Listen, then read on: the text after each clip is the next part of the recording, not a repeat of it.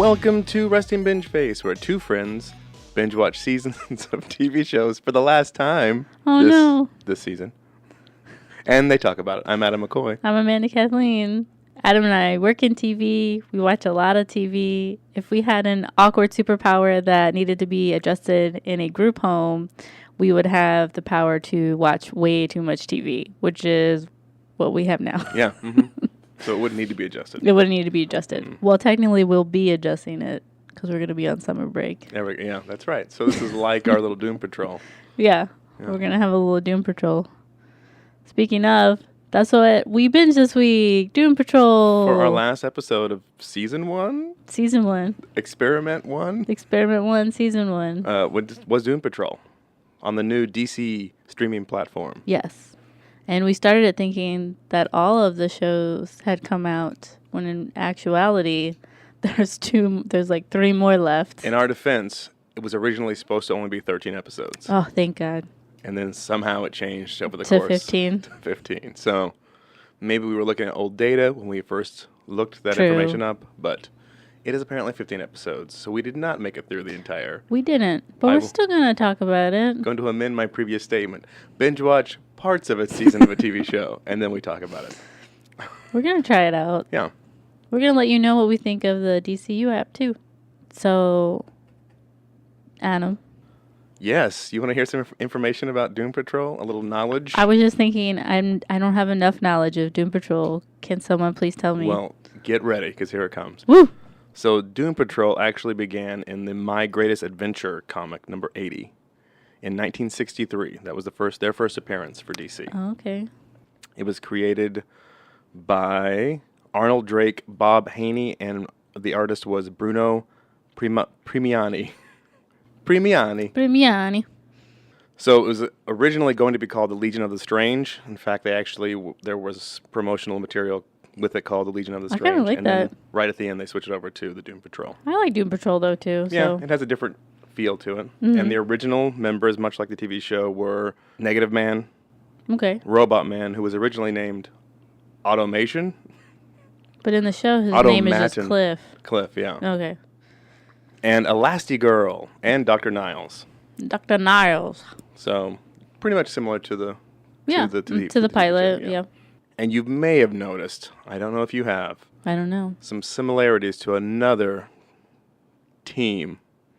Could they be fantastic? Not even them so much. Oh, no? So there have been some issues with people comparing them to the X-Men.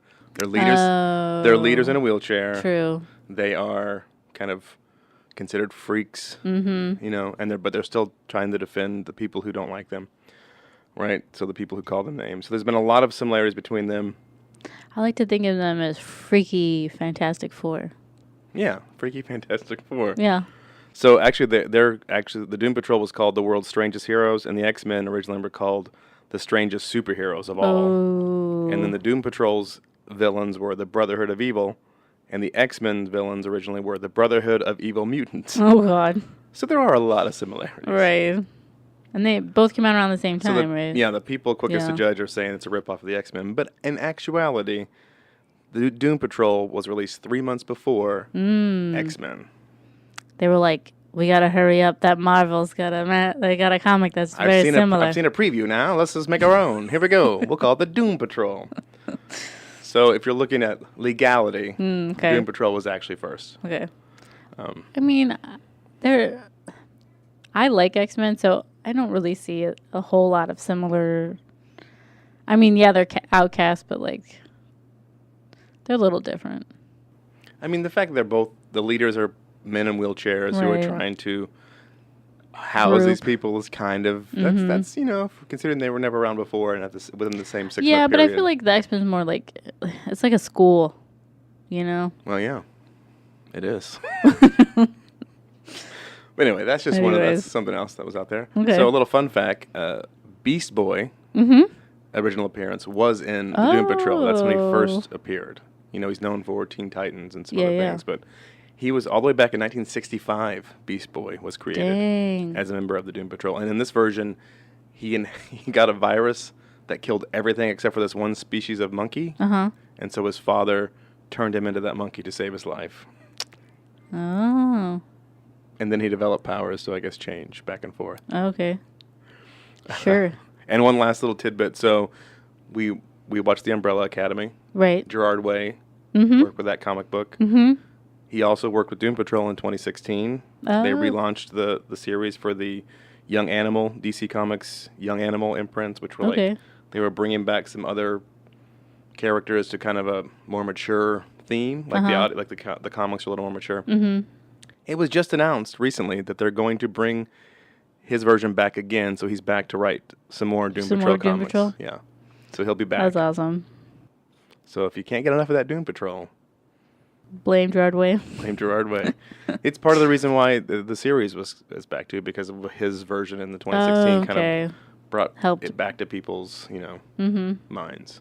Well, that's interesting. It's interesting that he has 2 shows out the same year. Yeah. Umbrella Academy and Doom Patrol. But actually, this version is the version of the TV show is based on a late 80s run that was not very popular.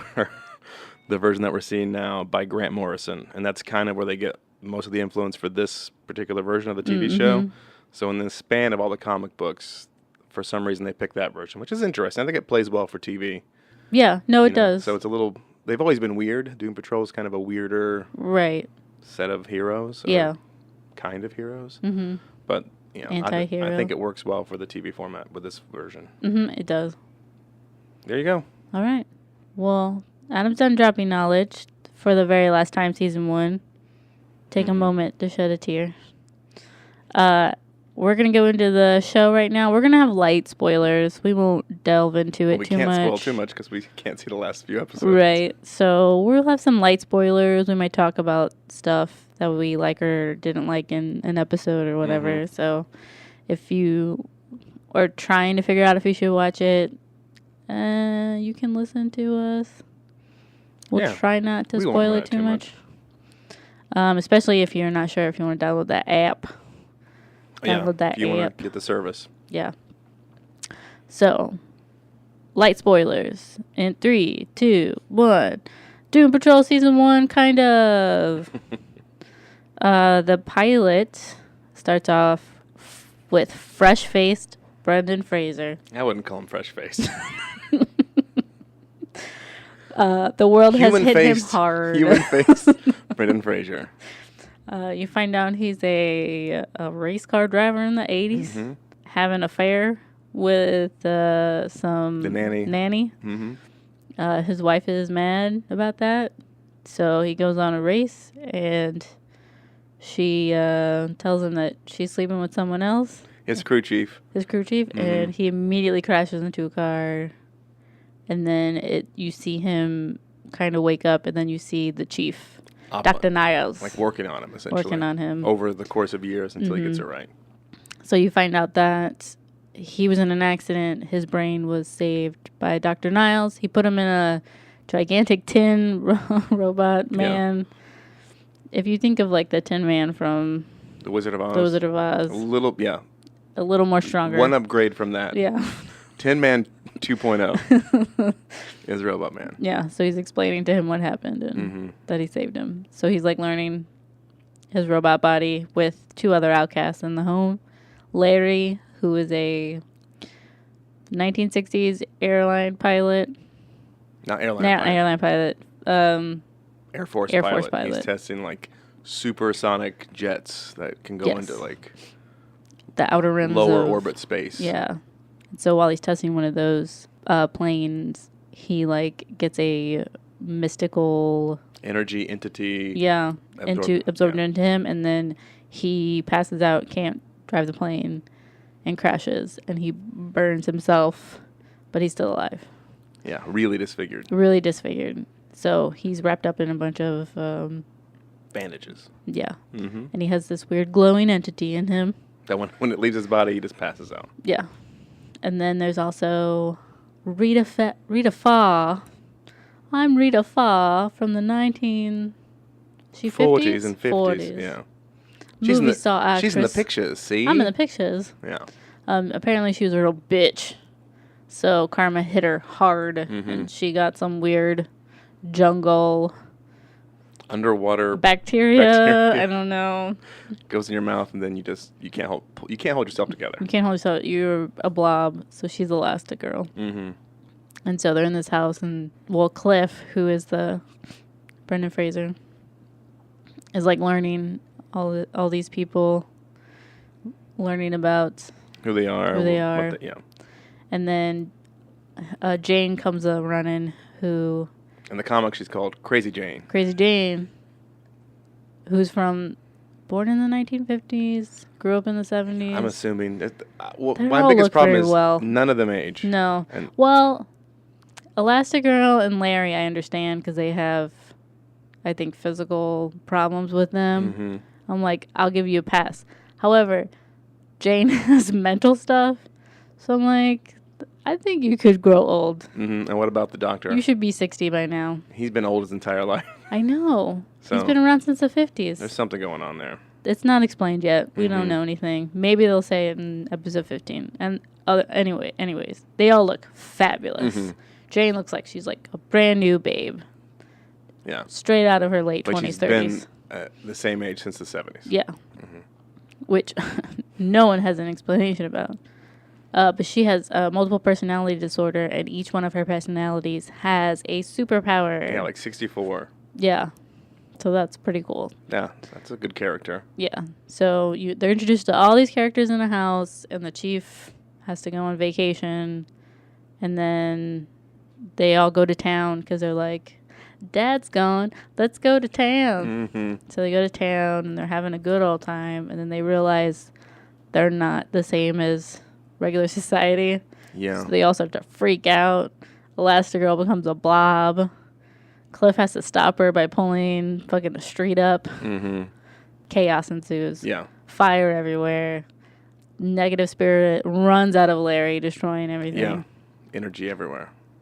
And then they get back home, and the chief's there, and he's like, "What did y'all do?" He's like, "Y'all need to come with me and leave." And Cliff's like, "No, let's go save the town." And Chief's like, no, we don't need to be doing that. There's someone after me. We need to leave. And he's like, nah. So all the other ones go with Chief. And Cliff goes downtown to go help people. Tries to save them. They all turn around. They're like, fine. Yeah, Jane makes them all turn around because she's like, let's go help Cliff. And they get there, and then a portal opens and drags everything in it with them, including Chief. Mm-hmm. And Jane. Jane jumps in to save him. Yes. And the portal closes. And then... apparently the whole town disappears. The whole town disappears, and then Cliff says shit like 5 times. And then it ends. Yeah. So that's how the pilot ends. We also didn't mention the Mr. Nobody voiceover. No, I thought we were going to talk... I figured we would talk about it, but... so that's the villain. You hear him talking through the entire thing. Alan... Tudyk. Tudyk. Mm-hmm. Yeah, Tudyk. Alan Tudyk is the narrator. I don't know Alan One Dick. Sorry. But Alan Tudyk is the narrator who is explaining to you about these people as you're watching them through the pilot, and he's doing a fantastic job. It's very funny. He's poking fun at DC and comics in general. Yeah, it's kind of a Deadpool breaking the fourth wall. It was really amusing, and he does a great job. Yes. So he's the supervillain, and he creates the hole at the end to suck in the chief because he wants him, and that's all you know. And then the pilot ends, and you watch literally 12 more episodes, and they still haven't found the chief. Yeah. It was like a version of the chief. But they still don't know where he is. And because he lets him go, then he has to go back. It's a whole thing. There's a whole thing, and they talk about everyone's past very extensively. You learn about other agencies that are out there. There's a whole lot going on. Mm-hmm. I'm not even going to get into it. It's a lot happening. So I'm going to lead that into likes and dislikes and breaking it down. So my biggest dislike, I don't know if we're going to have the same one. We might. Yeah. I don't know. Cyborg. Yeah. It is horrible. So Cyborg shows up in episode 2. The whole momentum of the show just comes to a halt when his scenes The pilot's pop up. very good. Yeah. And then I don't know who, I should have looked it up, but the actor who plays him, he's not a very good actor. It just slows everything down. I don't know if they were like, you look like Cyborg. But does he? I guess. I don't know. He kind of looks like Cyborg. Yeah, his acting is horrible, in my opinion, and it kind of ruins a lot of the scenes for me. Now, I'm not sure if it's him or some direction, because sometimes, like the 4 originals are very good in the pilot, but sometimes they have moments where I'm like, that wasn't good. And this one is directed by multiple people, different people. Right. So I'm not sure. It may be a directing thing. Because sometimes Cyborg is okay. I haven't seen any of his that I'm like, you know what? Yeah. Cyborg's okay. Sometimes majority is not good. I think also his persona in the show, his kind of cockiness, arrogance, and just his dialogue. Right. That actor can't pull it off. It doesn't come across as in the right way. Yeah. It's not like the cartoon Cyborg. He doesn't feel confident enough. He doesn't act confident enough to pull that off. Yeah. And he doesn't do it funny enough to where you're like, whatever. I just don't think he pulls that whole character off. Also, they make a reference to it, like, I don't know, like 5 episodes into the season, maybe even more. They make a reference to him saying, like, booyah all the time. And he doesn't even say booyah once. Yeah. I was like, I have not heard him say booyah at all throughout this whole season. Reference it. But they referenced, like, his computer referenced that he says booyah about 33 times to make a catchphrase. And I'm like, I haven't heard him say it once in this show. I was like, there's something wrong here. I don't think it needs Cyborg. I don't think it does. I think it would have been better without him. I think maybe they threw that Cyborg in there for a Titans combo. Well, because they appeared in the Titans TV show. Those characters all did, besides Cyborg. Well, the Doom Patrol. So those 3, the main 3, besides Jane, were in the Teen Titans, a couple episodes at least of that. So they're the crossover thing I get, but to me in this show, I prefer to think of it in a world outside of all the other superheroes. Right. Like I don't want to think of this in a world with Superman or with Batman. No, but it is. It is, but I don't want it to be that close. Right. When it's Cyborg, who does eventually join the Justice League. He does. Like I just don't want that crossover. This little weird kind of, because they're not the A team of superheroes. No. So you don't and like Cyborg is like let's be honest, Cyborg is an A team superhero. Even in Teen Titans, he's like one of the best. So yeah. And then you got him next to Robot Man or whatever you call him. It's like okay. But also like he comes in, so like he finds out that Niles is gone and he wants to help find him. And so he immediately becomes the leader of the group. How does that dynamic work? Like, and like I said, the arrogance doesn't come across in a way that's likable at all. Right. I don't know if it's trying to be likable, but it's just it doesn't work for me on any side. No, I'm not. I don't care for it. But the scenes with all the scenes without him and like all the different storylines they have, I actually really enjoyed, and I still did enjoy the show. I do enjoy the show. I like Brendan Fraser. I'm glad he's back. I like him in the Robots. I could have done without the sex scenes with Brendan Fraser though. It kind of ruined a little part of me died inside from my childhood watching that scene. I'm glad that he's here. I'm sometimes it's a little over the top, his emotions, but I don't know if that's because he's a robot and he can't function as a robot. I was thinking the same thing, but I'm like, you know what? That's the only thing he has is that he can't feel anything, he can't do anything else. He would be over. He's a cartoon character at that point, because you're just gonna scream. Right. What else can you do? You can't do anything else to show anything. Right. So I get that. I mean, there is an episode where Jane gets stuck in her head and Cliff goes inside her brain to find her, and he looks like himself. Yeah. And in that point, he's not overacting. So I'm assuming it's because he has robot emotions. Yeah. He's just all over the place. That's what I'm guessing. And I do like Matt Bomber. I don't know if it's Boomer or Bomber. Negative Man. He was from White Collar. Yeah, White Collar. Which I like him in. Yeah, I like Matt Bomber, and then I like the girl that plays Elastigirl. She was on 3.5 Men for like forever. 2.5 if you remember. Men. But yes. 5.5 Men. She was on 6.5 Men for forever. Yeah. She played Charlie Sheen's girlfriend, the dumb one. So if you... It's a nice contrast to see her in this one. She's, No, she does a really great job. Yeah. So I like all of those. Oh, and Jane is in Orange is the New Black. She plays... I don't remember her name in Orange is the New Black, but she's a great actress. I think she's great, yeah. Especially having to pull off multiple characters. Yeah, she does a really good job with all the characters. It's very funny. Although I don't like when they go inside her head and all the characters don't look like her. Well, because they're just encompassing her. But some do, though. So I'm like... Yeah, that is weird. So make up your mind. Do they all look like her or do they not look like her? Maybe other ones are from another dimension version of her. Those are the ones that look like her. Maybe. Okay. Pulling at straws, Adam. So anything else you noticed that you like or dislike? Just that too much backstory. I wish the plot was up front more. Mm-hmm. Like, I wish we learned more about Alan Tudyk's character. Yeah, that's kind of a one-dimensional thing. Like, he becomes this and then... And we haven't learned anything else from him. Because in the flashback where you see him get his powers, he was already a villain. Right. He wanted to get these extra powers. But, like, why does he need Niles? Like, like, I'm guessing in these last 3 episodes, we will find out about it. I don't know. But 12 episodes in, we still don't know, like, who he is, why he wants him. I'm wondering if that's the entire run for this idea, and they're going to have to think of something totally different for season 2. Maybe they are going to wrap it up in this one, or if Dr. Nobody, or whatever, Mr. Nobody is going to be a villain throughout. I think that's a problem, because if you watch... You haven't seen it, but if you watch Gotham on Fox, they do a very good job of introducing bad guys that continue throughout the seasons. Mm-hmm. And I think that's what they need to do with Alan Tudyk's character. They need to continue, they shouldn't have started off so strong then. Yeah. That's the problem. With Gotham, they're all kind of developing, right? Right. And so it's like, yeah, they're pesky here and pesky there, but when it's like, I am the most powerful man in the world. Yeah. And I'm going, that's kind of a... But I kind of like the pilot where, it starts off with, we got to find him. I just wish there was more of him in it. I wish there was more of, him interacting with the Doom Patrol.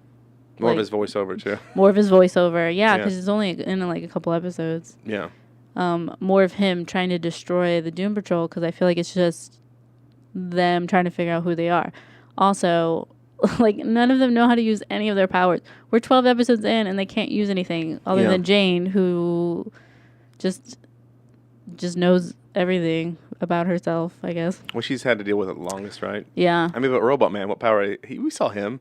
He killed 100 people in that weird German Nazi. Right, but Elastigirl's still having mental problems and can't get it together. There's one episode where she fucking has a long arm. Yeah, that's the one where she pushes the guy against the wall. Yes, and I'm like, you did it. Hey, you did it.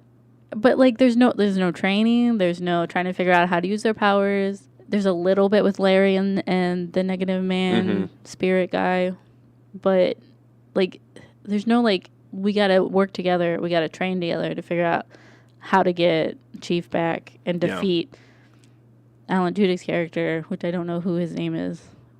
Mr. Nobody. Oh, Mr. Nobody, that's right. How to defeat Mr. Nobody. The only person that knows everything is Cyborg, because he just... Well, the Chief, but we just never get to hear from him. The Chief knows everything. Right. Apparently, that's why they need him. But also, Cyborg has, all the powers and everything, so he doesn't have to train. Yeah. I see what you're saying. He's the only one who knows how to use his powers. Yeah. I'll buy that. But, there's none of that. I would like more of that development and then a little bit of backstory, and then you can continue more backstory. Yeah, you could sprinkle it throughout. Yeah, you don't have to, throw it all in the one. We have to let everyone know about these characters and all their backstories in this one season. That way, next season, we don't ever have to talk about it again. It's all action. So, yeah, that's one of my main problems. I just wish that they weren't giving us everything. Yeah. Also, I find some of their plots coincide with some Marvel things. In episode 4 or something, when the D-Creator emerges. Yeah. And everyone gets dusted. I was like, Snapping some fingers here. Okay. Just gonna take a little Infinity War action going on here. I'm like, all right, that's cool. Well, we're all influenced by some things. Here and there. There's a lot of things. Mm-hmm. I'm watching it and I'm like, are they doing this on purpose or? Maybe they're we can get some of that Marvel action. We'll sneak it in. Just put it in here or there. Is there anything else you want to talk about the show? No, it was weird because I don't know, maybe I just didn't like Vic's cyborg character so much that I had mixed feelings watching the show. So it's like I'd get kind of annoyed with the show, like, and then he would be gone or the show would go on. I'm like, oh, I'm back into it. Right. And then I'm like, oh, I'm out of it again. I'm back into it. Okay, I can get behind this. Yeah. So it was a roller coaster of emotions. I mean, it really is. I get now why they release it every Friday. Probably because it's like way too much to binge. Well, I also think that they're doing it to keep people invested in the app. Yeah, because it goes over a month's period to watch the whole show. Yep. But that doesn't really help them once the show's all the way out.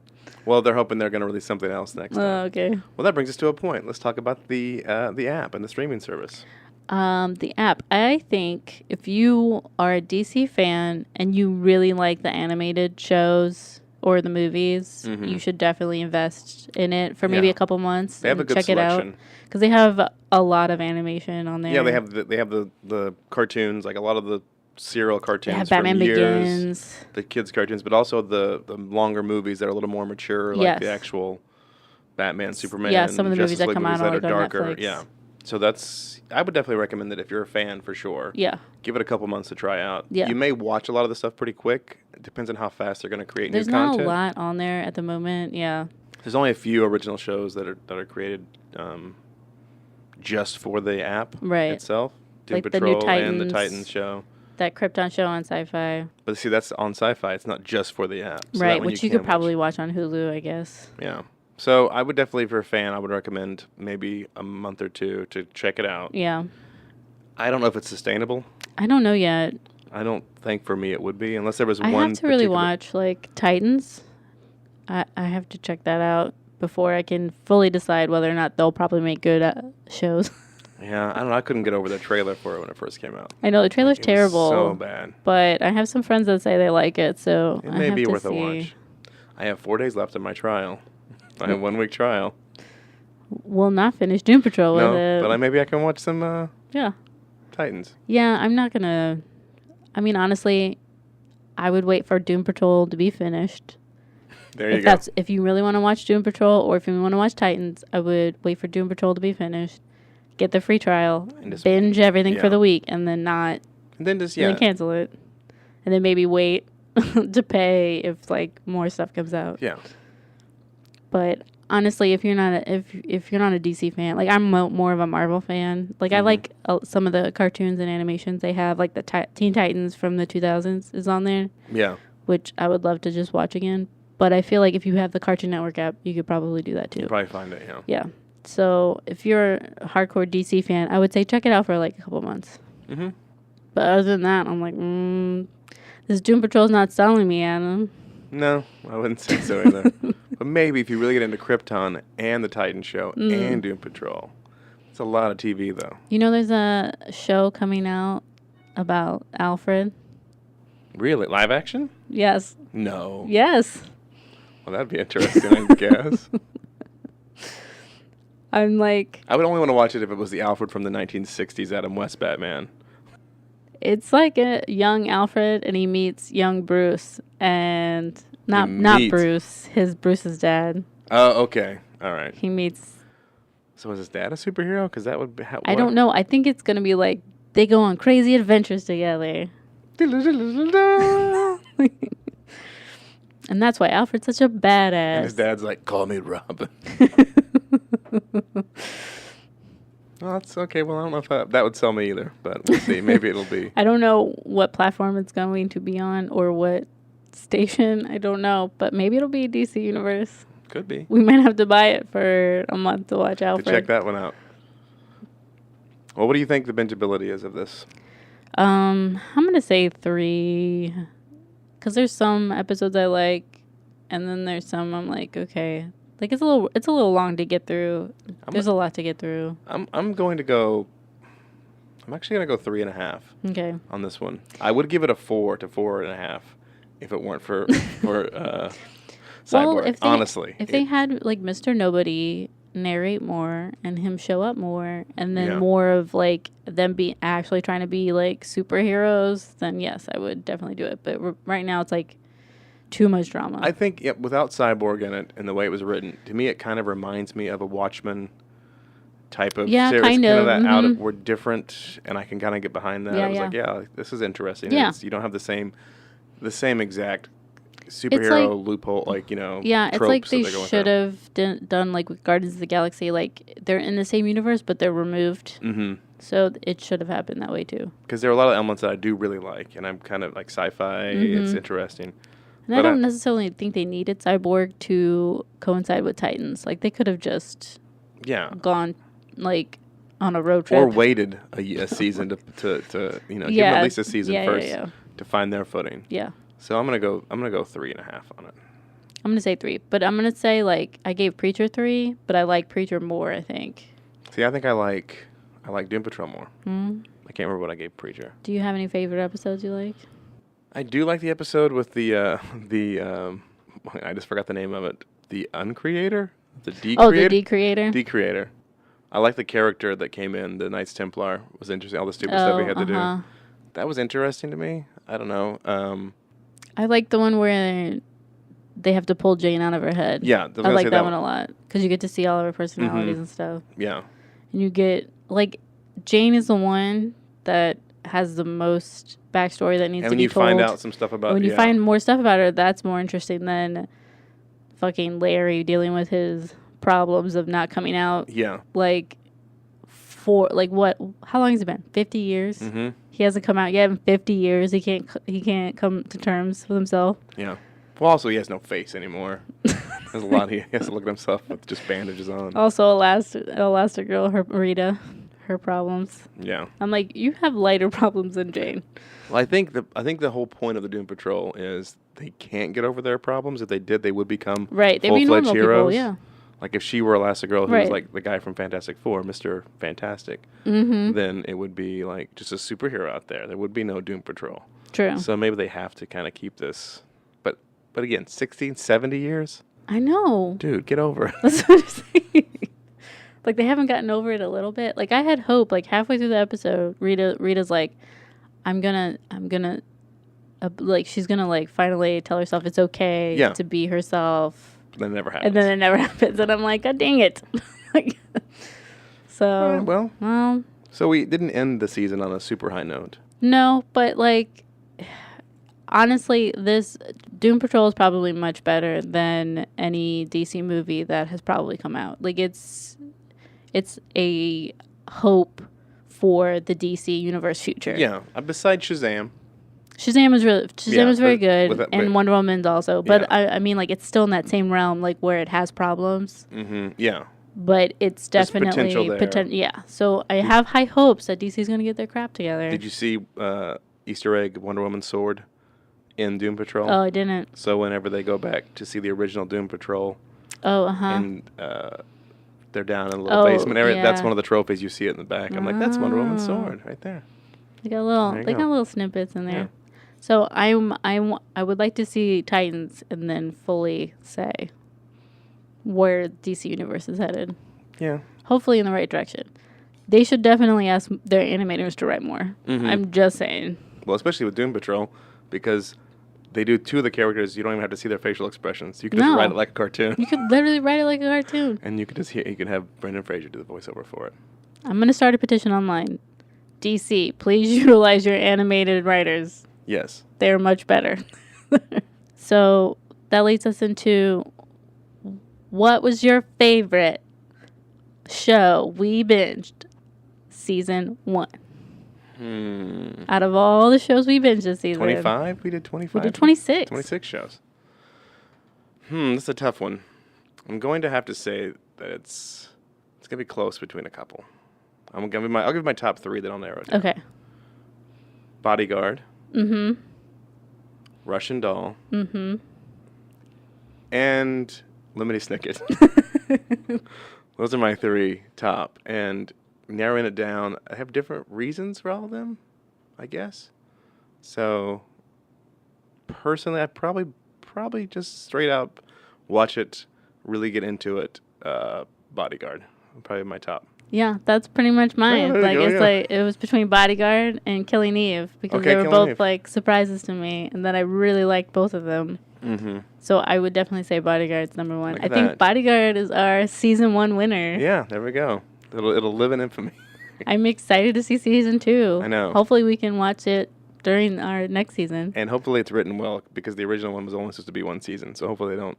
But Richard Madden's back for Bodyguard season 2. Yeah, so hopefully they have a good story for it. Yeah, so that'll be exciting. So hopefully we get to watch it during our next season. What's coming up in our next season, Adam? Well, next season, we don't know a lot about next season, but we have one big thing is we're going to have a new studio to record the show. Oh, damn. Yeah. We're going to be like kind of professional now. Yeah. Instead of trying to find a place to do it. Like have Instead a dedicated of hiding space. like rats. Yeah. We're actually going to have a space. We're going to shoot it on digital and we're going to slap it together for YouTube so you can watch us actually talk about it. I apologize in advance. We apologize if we don't look so good. Yeah. Okay. Because we have other jobs, and we're kind of tired when we do this. So that's what's coming up, and then we'll be, give us some comments if you have some ideas for what you want us to watch coming up. We're gonna We do know we're gonna come back with Stranger Things season 3. Yep, we are, but before that, we're gonna watch Riverdale. Yeah, I'm so excited. We're gonna have Teen Month in July, so we're gonna kick it off with Riverdale, second it off with Stranger Things 3. And then we don't know yet. Yeah. So if you have a teen show you want us to watch, let us know. Still rooting for Smallville. That won't ever happen. Never say never. So before we finish, I wanted to do one last Dump Amanda. Oh, okay. So I was season ender. I was very excited to see Brendan Fraser on this to come back. I want you to think of your 2 favorite. Yes, I already have it in my head. Brendan Fraser movies. Yep, and your in my head, I already have it. Least favorite Brendan Fraser movies. And I want to see if either of us have the opposite idea. I don't know if I have a least favorite. You've got to. I don't. Oh, I have one. Okay. I have one. Oh, I have 2. Okay, I have it in my head. Let's start with favorites. Favorites. My 2 favorite Brendan Fraser movies. Encino Man. Okay. Number 1, because it has Brendan Fraser and Pauly Shore. And Pauly Shore, yeah. And then... And Sean Astin. Don't forget. Yeah, no, Sean Astin is like a gem. And and Airheads. Airheads, yes. Okay. Yeah, okay. Adam Sandler, Steve Buscemi, Brendan Fraser. I like that movie, but I didn't even think of it as in my list. But I love it. Now that I think about it, it's still not my top, but it's up there. Okay, and then my 2 least would be Blast from the Past. Okay.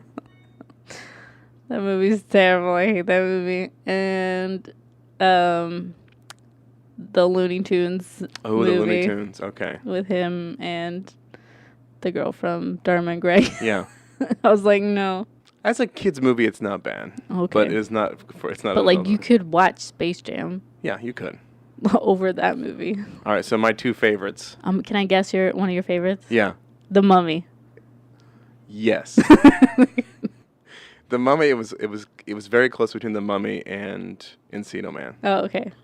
But I think overall The Mummy definitely takes it. Okay. And then my other favorite is your least favorite, Blast from the Past. Oh my God, that movie's terrible. It has Christopher Walken and Brendan Fraser in it. And No. Sissy Spacek.